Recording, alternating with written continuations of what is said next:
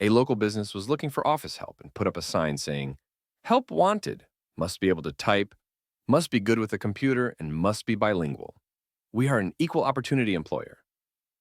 A short time afterwards, a golden retriever dog trotted up to the window, saw the sign, and went inside. He looked at the receptionist and wagged his tail, then walked over to the sign, looked at it, and whined. Getting the idea, the receptionist got the office manager. The office manager looked at the dog and was surprised, to say the least. However, the dog looked determined, so he led him into the office. Inside, the dog jumped up on the chair and stared at the manager. The manager said, "I can't hire you. The sign says you have to be able to type." The dog jumped down, went to the typewriter, and proceeded to type out a perfect letter. He took out the page and trotted over to the manager and gave it to him, then jumped back on the chair. The manager was stunned, but then told the dog, "The sign says you have to be good with a computer." The dog jumped down again and went to the computer. The dog proceeded to demonstrate his expertise with various programs and produced a sample spreadsheet and database and presented them to the manager. By this time, the manager was totally dumbfounded. He looked at the dog and said, "I realize that you are a very intelligent dog and have some interesting abilities. However, I still can't give you the job." The dog jumped down and went to a copy of the sign and put his paw on the parts about being an equal opportunity employer. The manager said, "Yes, but the sign also says that you have to be bilingual." The dog looked at him and said, "Meow." A mother-in-law decides to see if her three sons-in-law love her, or at least appreciate her. The next day, while strolling along the river with her first son-in-law, she lets herself fall into the water and starts to drown. Without hesitation, the son-in-law jumps in the river and saves his mother-in-law. The next day, in front of his house, he finds a new car, a city Honda, with a little note on the windshield. "Thank you on behalf of your mother-in-law." She undertakes the same scenario with her second eldest son-in-law. This one, too, dives into the river and saves his mother-in-law. The next day, he too, in front of his house, finds a new car, the same city Honda with a little note on the windshield. "Thank you on behalf of your mother-in-law." The same scenario occurs with the third son-in-law. She falls in the water and starts to drown. He watches his mother-in-law drown while thinking to himself, "I've been waiting a long time for this." The next day, in front of his house, he sees a brand new Mercedes with a little note on the windshield. "Thank you on behalf of your father-in-law." Two girls went out one weekend without their husbands and got somewhat inebriated. Staggering on their way home, they both desperately needed a wee, and with no public toilets in sight, the nearest venue was a cemetery, so they both ducked behind the fence to relieve themselves. After they'd finished, the first woman took off her knickers to wipe herself and then threw them away. The other woman, realizing she was wearing some very expensive knickers, didn't want to throw hers away, and so looked around for something else and decided on using the ribbon off a nearby wreath. So now, feeling a lot better, they carried on with their stagger home. The following morning, the two husbands were talking to each other on the phone. One commented, "I think we need to start keeping a closer eye on our wives, you know. I reckon they're up to no good. My wife came home last night without any knickers on." The other one replied, "Tell me about it. If you think that's bad, my wife, she came home with a card stuck to her arse that read, 'All the members of the district fire brigade will never forget you.'" Morris calls his son in NY and says, "Benny, I have something to tell you. However, I don't want to discuss it. I'm merely telling you because you're my oldest child, and I thought you ought to know. I've made up my mind. I'm divorcing Mama." The son is shocked and asks his father to tell him what happened. "I don't want to get into it. My mind is made up." "But Dad, you just can't decide to divorce Mama just like that after 54 years together." "What happened?" "It's too painful to talk about it. I only called because you're my son, and I thought you should know. I really don't want to get into it any more than this. You can call your sister and tell her. It will spare me the pain." "But where's Mama? Can I talk to her?" "No, I don't want you to say anything to her about it." "I haven't told her yet." Believe me, it hasn't been easy. I've agonized over it for several days, and I've finally come to a decision. I have an appointment with the lawyer the day after tomorrow. Dad, don't do anything rash. I'm going to take the first flight down. Promise me that you won't do anything until I get there." "Well, all right, I promise. Next week is Passover. I'll hold off seeing the lawyer until after the Seder. Call your sister in NJ and break the news to her. I just can't bear to talk about it anymore. A half hour later, Morris receives a call from his daughter who tells him that she and her brother were able to get tickets and that they and the children will be arriving in Florida the day after tomorrow. Benny told me that you don't want to talk about it on the telephone, but promise me that you won't do anything until we both get there, Morris promises. After hanging up from his daughter, Morris turns to his wife and says, well, Sana, it worked this time, but what are we going to do next time to get them to come home for the holidays? Dave works hard at the plant and spends most evenings bowling or playing basketball at the gym. His wife thinks he is pushing himself too hard. So, for his birthday, she takes him to a local strip club. The doorman at the club greets them and says, hey, Dave, how you doing? His wife is puzzled and asks if he's been to this club before.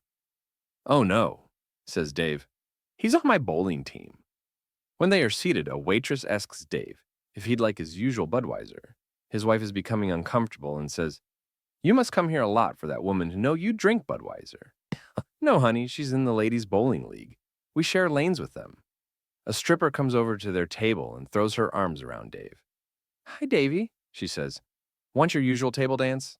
Dave's wife, now furious, grabs her purse and storms out of the club. Dave follows and spots her getting into a cab. Before she can slam the door, he jumps in beside her, and she starts screaming at him. The cabbie turns his head and says, looks like you picked up a real bitch tonight, Dave.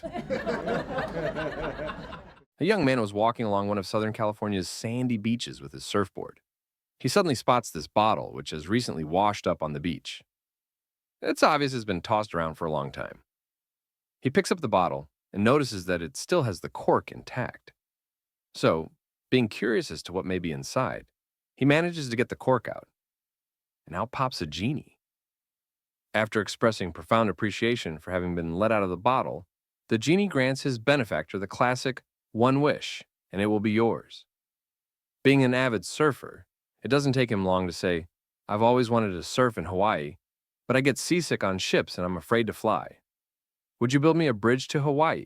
The genie replies, do you know what you are asking for? Do you know how long the bridge would have to be? Think of the enormous challenges for that kind of undertaking. The supports required to reach the bottom of the Pacific. The concrete and steel it would take. It will nearly exhaust several natural resources. And the maintenance of that bridge. No, think of another wish. The man said okay and tried to think of a really good wish. Finally, he said, I've been married and divorced 4 times. My wife's always said that I don't care and that I'm insensitive. So I wish that I could understand women. Know how they feel inside and what they're thinking when they give me the silent treatment. Know why they're crying, know what they really want when they say nothing. Know how to make them truly happy. I really want to understand women and how they think.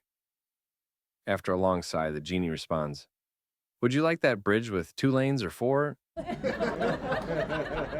A woman was walking down the street when she was accosted by a particularly dirty and shabby-looking homeless woman who asked her for a couple of dollars for dinner.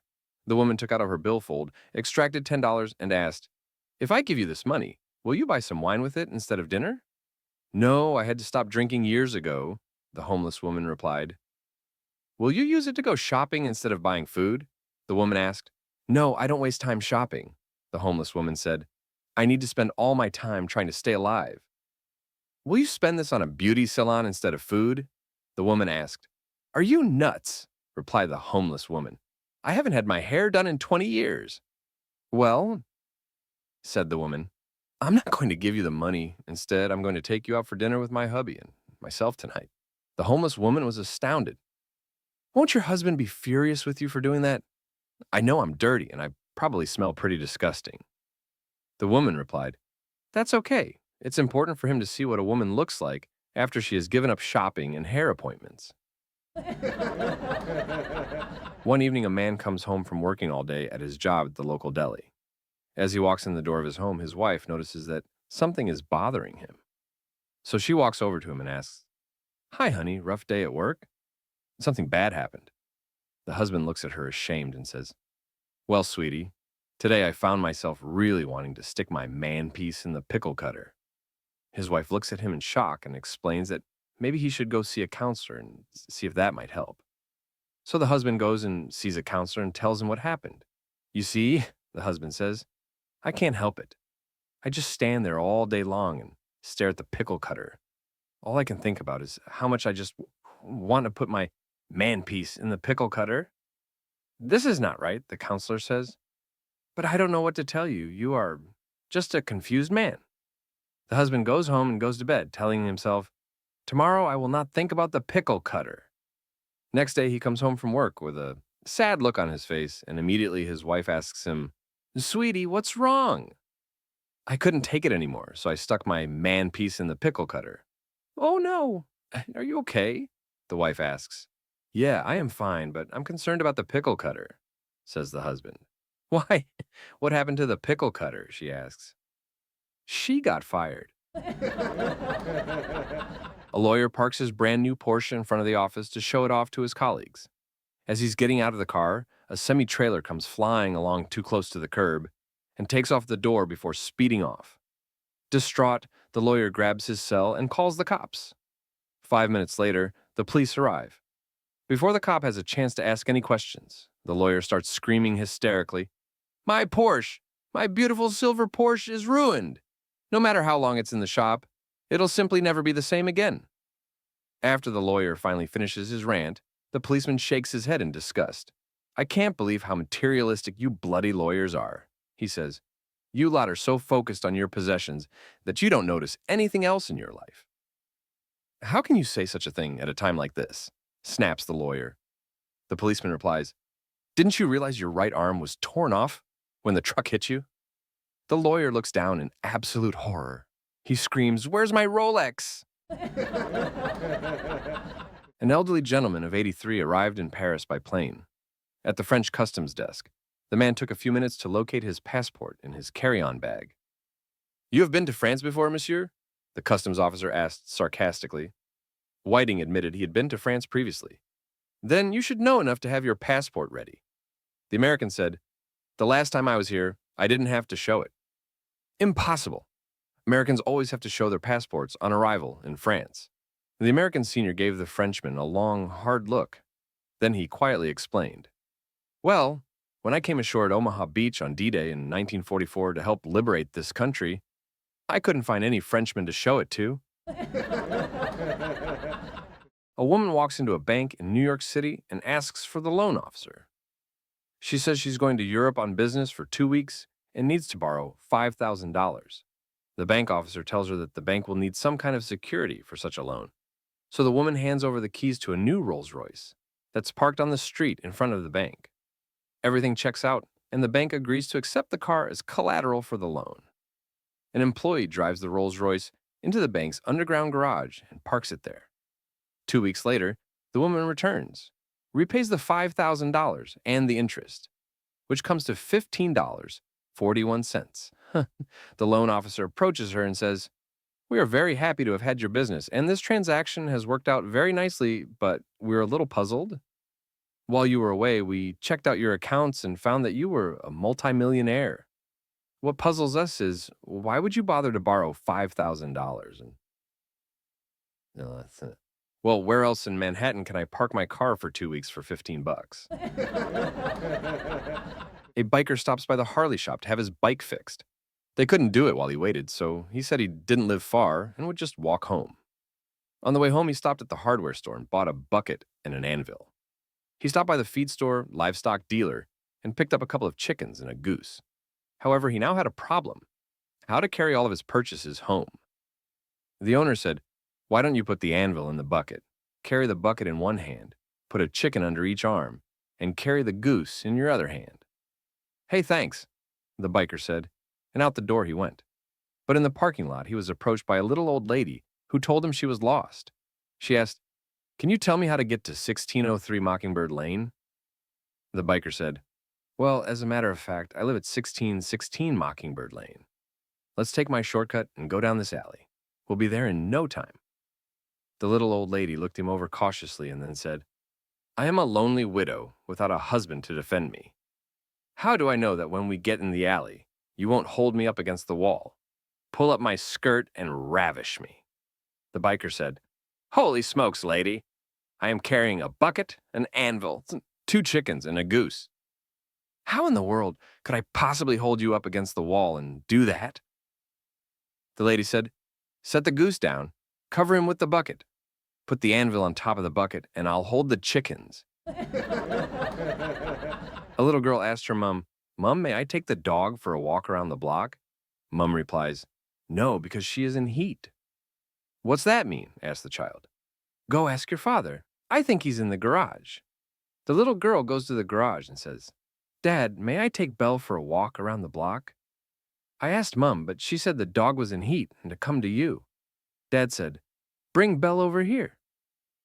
He took a rag, soaked it with gasoline, and scrubbed the dog's backside with it and said, okay, you can go now, but keep Belle on the leash and only go one time around the block.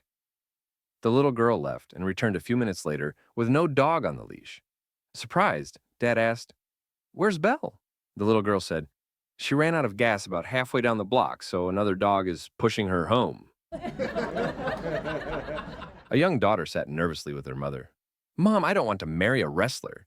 He's huge, strong, and intimidating. Her mother smiled knowingly and patted her hand. Don't worry, sweetheart. The daughter frowned. But what if... The mother interrupted with a smirk. Listen, my dear, whether it's a 17-inch TV or a 32-inch one, the remote is always just 6 inches. An unemployed man is desperate to support his family of a wife and 3 kids. He applies for a janitor's job at a large firm and easily passes an aptitude test. The human resources manager tells him, you will be hired at a minimum wage of $5.35 an hour. Let me have your email address so that we can get you in the loop. Our system will automatically email you all the forms and advise you when to start and where to report on your first day.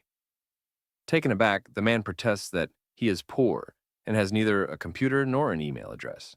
To this, the manager replies, you must understand that to a company like ours, that means that you virtually do not exist.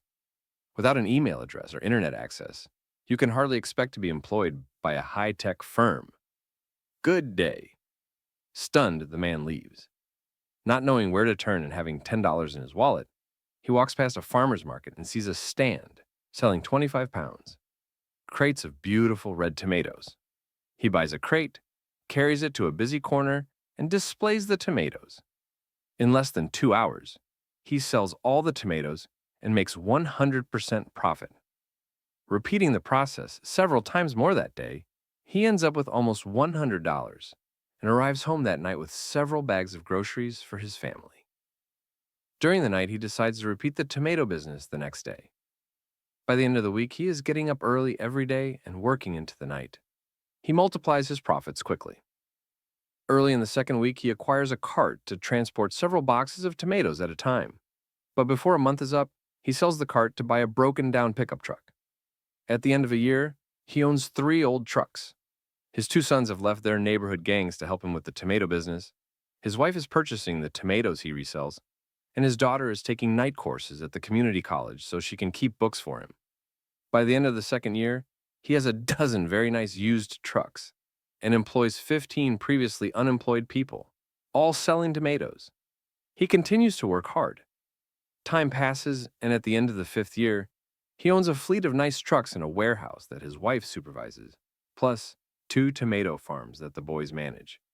The tomato company's payroll has put hundreds of homeless and jobless people to work. His daughter reports that the business grossed over $1 million. Planning for the future, he decides to buy some life insurance. Consulting with an insurance advisor, he picks an insurance plan to fit his new circumstances. Then the advisor asks him for his email address in order to send the final documents electronically. When the man replies that he doesn't have time to mess with the computer and has no email address, the insurance man is stunned. What, you don't have email? No computer? No internet? Just think where you would be today if you'd had all of that 5 years ago. Ha! Snorts the man. If I'd had email and the internet 5 years ago, I would be sweeping floors at Microsoft and making $5.35 an hour. Which brings us to the moral of the story. Since you got this story by email, you're probably closer to being a janitor than a millionaire. Sadly, I received it also. A guy is strolling down the street in London when he comes across an old lamp. He picks it up, rubs it vigorously, and out pops a genie. The genie offers to grant him one wish. The guy says, "I've always wanted to be lucky." The genie grants his wish. Off the bloke strolls, wondering how this will change his life, when he spies 10 quid on the footpath. Not a bad start, he thinks. As he picks up the money, he notices a betting shop across the road. He strolls over, looks through the racing lists, and sees a horse named Lucky Lad at 100 over 1 in the fourth at Ascot. He puts the 10 quid on the nose, and what do you know? The horse bolts in. Feeling on a bit of a roll, he heads to the local illegal casino, fronts up at the roulette table, and puts the whole 1,010 quid on Lucky 7. Round and round the wheel spins, and bang! It lands Lucky 7. Now he's really flying. What better way to celebrate than to head to the local brothel for some horizontal folk dancing? He knocks and enters, when all of a sudden he is showered with streamers and handed a glass of champagne. The madam of the establishment puts her arm around him and says, "Welcome, sir. We have much pleasure in informing you that you are our lucky 1,000th customer, and you have won the right to enjoy the pleasures on offer from any girl who works here, absolutely free of charge." The bloke says that he's always fancied making it with an Indian girl. So he is ushered into one of the rooms and strolls the most gorgeous subcontinental woman he has ever seen. Not much time passes before clothing is strewn around the room, and the Karma Sutra, pp. 101 to 532, is being well and truly tested. At one point, the guy pauses and says to the girl, "You are one of the most beautiful women I've ever seen in my life. I can't believe how lucky I am. But there is one thing I don't really like about Indian women. I don't like that red spot that you all have on your forehead." The Indian girl looks him in the eye and says, "Sir, I'm here to please you and succumb to your every desire. If you wish to see it gone, then please scratch off my caste mark." So the bloke goes at it with his fingernail. All of a sudden, he leans back and starts laughing his ass off. "What's wrong?" asks the Indian girl. The bloke replies, "You're not going to believe this, but I've just won a new car." A wife and her husband were having a dinner party for all the major status figures in Rome, Italy. The wife was very excited about this and wanted everything to be perfect. At the very last minute, she realized that she didn't have any snails for this dinner party. So she asked her husband to run down to the beach with the bucket she was handing him to gather some snails. Very grudgingly, he agreed. He took the bucket, walked out the door, down the steps, and out to the beach. As he was collecting the snails, he noticed a beautiful woman strolling alongside the water just a little further down the beach. He went back to gathering the snails. All of a sudden, he looked up, and the beautiful woman was standing right next to him. They got to talking, and she invited him back to her place. They were at her apartment a ways down the beach, and they started messing around. It got so hot and heavy that he was exhausted afterwards and passed out there. At 7 o'clock the next morning, he woke up and exclaimed, "Oh no, my wife's dinner party!" He gathered all his clothes, put them on real fast, grabbed his bucket, and ran out the door. He ran down the beach all the way to his apartment. He ran up the stairs of his apartment. He was in such a hurry that when he got to the top of the stairs, he dropped the bucket of snails. There were snails all down the stairs. The door opened just then with a very angry wife standing in the doorway, wondering where he's been all this time. He looked at the snails on the steps, then he looked at her, then back at the snails and said, "Come on, guys, we're almost there." A teacher gave her class of 11-year-olds an assignment. Get their parents to tell them a story with a moral at the end of it. The next day, the kids came back and one by one began to tell their stories. Ashley said, "My father's a farmer and we have a lot of egg-laying chooks. One time we were taking our eggs to market in a basket on the front seat of the car when we hit a big bump in the road and all the eggs went flying and broke and made a mess." "What's the moral of the story?" asked the teacher. "Don't put all your eggs in one basket." "Very good," said the teacher. Next, little Sarah raised her hand and said, "Our family are farmers too, but we raise chooks for the meat market. One day we had a dozen eggs, but when they hatched, we only got 10 live chicks. And the moral to this story is, don't count your chickens before they're hatched." That was a fine story, Sarah. Billy, do you have a story to share? Yes. My dad told me this story about my Aunt Karen. Auntie Karen was a flight engineer on a plane in the Gulf War, and her plane got hit. She had to bail out over enemy territory, and all she had was a bottle of rum, a machine gun, and a machete. She drank the rum on the way down so it wouldn't break, and then she landed right in the middle of 100 enemy troops. She killed 70 of them with the machine gun until she ran out of bullets. Then she killed 20 more with the machete until the blade broke. And then she killed the last 10 with her bare hands. Good heavens, said the horrified teacher. What kind of moral did your father tell you from that horrible story? Stay the F away from Auntie Karen when she's been drinking. A man went to the doctor complaining of chest pains. The doctor ran some tests on him and called him the following week to ask him to return to the surgery with his wife. When he arrived, the doctor asked the man and explained that the man had potentially life-threatening heart problems. He asked the man to leave the room and advised the wife of what would be necessary for the man to recover. The best course of action is some vigorous exercise, but none that will put undue stress on any other parts of his body. Jogging is out, gym work is out, and in fact the only type of exercise suitable would be sexual intercourse. The doctor went on to explain that the release of testosterone, as well as the vigorous exercise, would be crucial to the man's survival. He would need to have sex 2 to 3 times a day for the next month, and the doctor would check him for improvement. Failure to proceed down this path would almost certainly lead to the man's demise. The woman closed the door behind her as she left the surgery and looked at her husband. What did he say? Asked the deeply concerned husband. You're gonna die, replied the wife.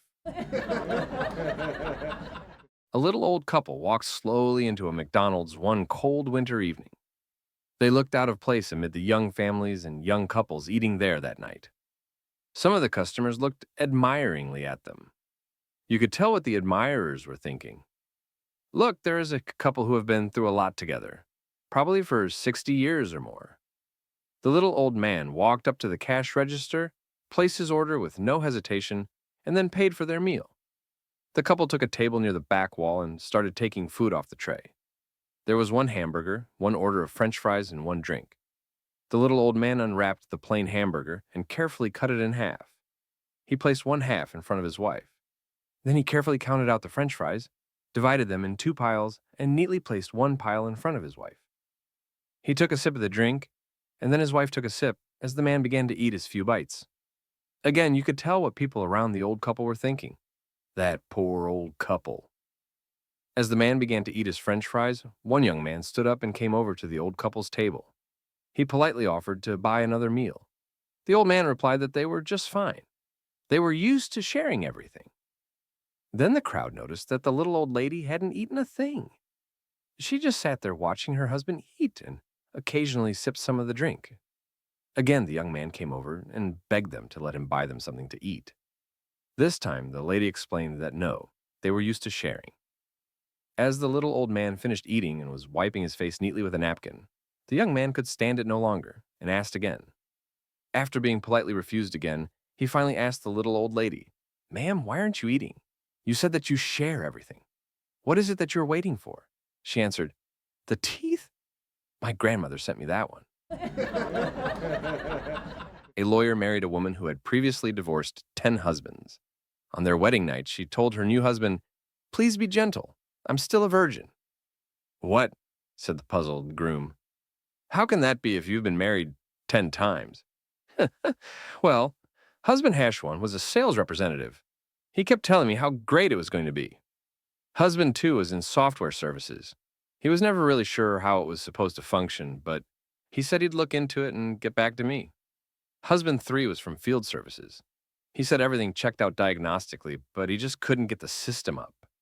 Husband 4 was in telemarketing. Even though he knew he had the order, he didn't know when he would be able to deliver. Husband 5 was an engineer.